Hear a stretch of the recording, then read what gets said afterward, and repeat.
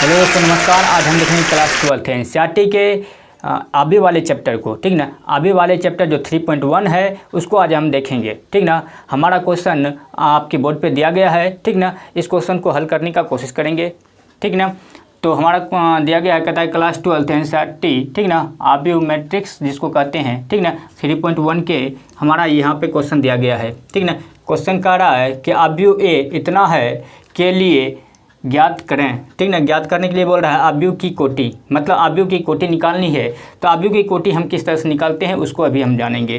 तो आबे की कोटि निकालने के लिए सबसे पहले हम क्या करते हैं कि आबे में रो और कॉलम की संख्या को हम गिनते हैं कि रो कितने हैं और आबे में कॉलम कितने हैं। रो मतलब पंक्ति, ठीक ना, और कॉलम मतलब स्तंभ की संख्या को हम क्या करते हैं, गिन लेते हैं और उसके बाद हम उसकी कोटि को निकालते हैं, ठीक ना। तो इस आबे में तो किसी भी आबे की कोटि निकालने के लिए हम करते क्या हैं कि पहले रो लिख लेते हैं, ठीक ना। रो क्रॉस करके लिखते हैं कॉलम,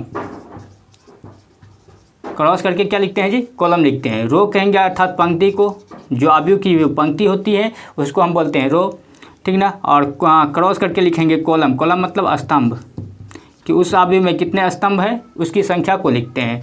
अर्थात देखिए किसी भी आबे की कोटि निकालने के लिए रो क्रॉस कॉलम करते हैं, ठीक ना। तो रो देखिए इसमें कितने हैं, रो बोलते हैं जो क्षैतिज कतार होते हैं, ठीक ना। किसी भी आबे के क्षैतिज कतार को ही क्या बोलते हैं, हम रो बोलते हैं, ठीक ना। तो रो देखिए पहला रो ये हो गया, दूसरा रो ये हो गया, तीसरा रो ये हो गया। मतलब ये जो आबे हमारा दिया गया है इसमें रो की संख्या कितना है, 1 2 और 3, तो यहाँ लिखेंगे 3, ठीक ना। रो की संख्या कितना है, 3, तो हम लिखे 3, ठीक ना। उसके बाद क्रॉस करेंगे, लिखेंगे क्रॉस। उसके बाद कॉलम, कॉलम मतलब स्तंभ जो ऊपर नीचे होते हैं अवयव, ठीक ना। तो ऊपर नीचे कहाँ पे है अवयव, ये हो गया, एक ठो ये हो गया, दूसरा ये हो गया, तीसरा ये हो गया और चौथा ये हो गया। मतलब कॉलम की संख्या कितना है, 4, 1 2 3 4 गो कॉलम ना। पहला कॉलम ये, दूसरा कॉलम ये, तीसरा कॉलम ये, चौथा कॉलम ये, तो 4 गो कॉलम है। तो यहाँ लिखेंगे कॉलम की संख्या, कॉलम के जगह पर कॉलम की संख्या लिखेंगे, ठीक ना। ये 3x4 कोटि का एक आबे है, ठीक ना। ये जो आबे दिया गया है इसकी कोटि कितना है, 3x4, ठीक ना। तो इस तरह से आप निकाल सकते हैं, ये हो जाएगा आपका पहला आंसर, ठीक ना। इसी तरह से और भी इस पे क्वेश्चन दिए गए हैं। कहता है कि आपके बुक में दिया गया है, कहता है कि आबे की संख्या, कहता है आबे में अवयवों की संख्या निकालने के लिए, ठीक ना। दूसरा नंबर क्वेश्चन दिया गया है इसी में, कहता है आबे में अवयवों की संख्या निकालने के लिए, अवयवों, ठीक ना, की संख्या। अच्छा, आबे में अवयवों की संख्या निकालने के लिए हम क्या करते हैं, जो हमारे कोटि आते हैं, जो जैसे ये आबे है ना, इसमें जो इसकी जो कोटि है उसके गुणनफल कर देते हैं। गुणनफल मतलब उसके कोटि का क्या करते हैं, गुना कर देते हैं। मतलब 3 गुना 4 करेंगे तो कितना हो जाएगा, 12। तो ये 12 हो जाएगा हमारा इस आबे में अवयवों की संख्या। देखिए अवयव ये सब है, अवयव ये सब है, देखिए 1 2 3 4 5 6 7 8 9 10 11 12।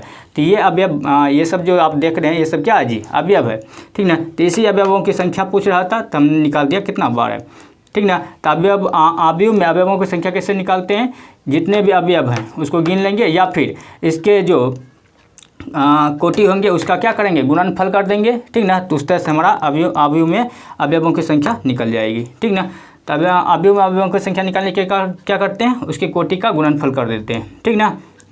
तीसरा आपका क्वेश्चन इसी में दिया गया है, कहता है कि अवयव A13, कहता है कि अवयव A13 दिया गया है। ये तो A कोई अवयव है, ठीक ना। अब 1 और 3 इसमें देखते हैं कि ये हो गया रो आपका, ठीक ना, ये हो गया रो, और ये जो आप देख रहे हैं ये है कॉलम। तो मतलब पहला रो एक है ना, तो एक मतलब पहला रो और तीसरा कॉलम का जो अवयव होगा वही ये अवयव होंगे, ठीक ना। ये जो अवयव होगा A13 वो होगा पहला रो और तीसरा कॉलम का अवयव। देखिए पहला रो, ठीक ना, तीसरा कॉलम, पहला कॉलम ये, दूसरा कॉलम ये, तीसरा कॉलम ये, तीसरा कॉलम, मतलब ये अवयव आ रहा है। तो अवयव क्या हो जाएगा अभी इसका, 19 है ना, तो 19 हो जाएगा, ठीक ना।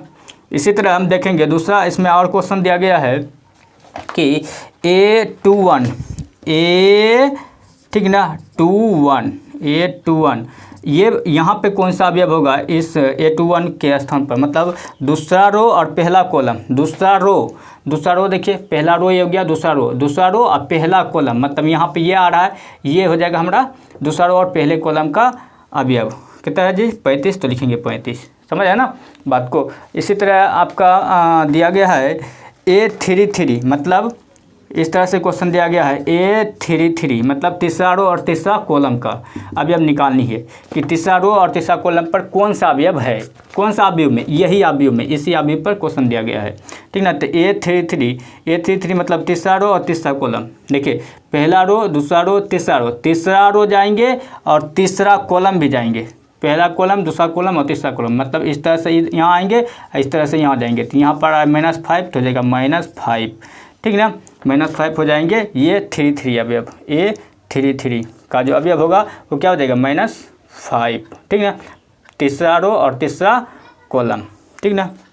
आपका और भी क्वेश्चन दिया गया है A24। ठीक ना, A24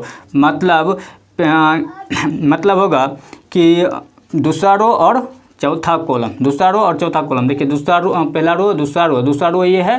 ठीक ना, चौथा कॉलम मतलब यहाँ आ रहा है, ये अवयव हो जाएंगे हमारा 12। ठीक ना। इसी तरह और भी दिया गया है A23 इस तरह से क्वेश्चन दिया गया है, मतलब दूसरा रो और तीसरा कॉलम, ये 2। ठीक ना, और तीसरा कॉलम मतलब A23 मतलब दूसरा रो और तीसरा कॉलम। दूसरा रो लीजिए, पहला रो ये गया, दूसरा रो ये हो गया। ठीक है, दूसरा रो और तीसरा कॉलम, पहला कॉलम, दूसरा कॉलम, तीसरा कॉलम यहाँ पर आएंगे तो ये हो जाएगा हमारा 5/2 है, तो लिखेंगे 5/2। ये हो जाएगा हमारा आंसर। इस तरह से ये सारे क्वेश्चन दिए गए थे। वेरी इजी है, आप एक बार देख लिए होंगे तो एकदम अच्छा से बन गया होगा। यदि नहीं बनता है तो फिर से कमेंट कीजिए, हम फिर से बताएंगे। ठीक ना। थैंक यू, फिर मिलते हैं अगले वीडियो में, तब तक के लिए धन्यवाद।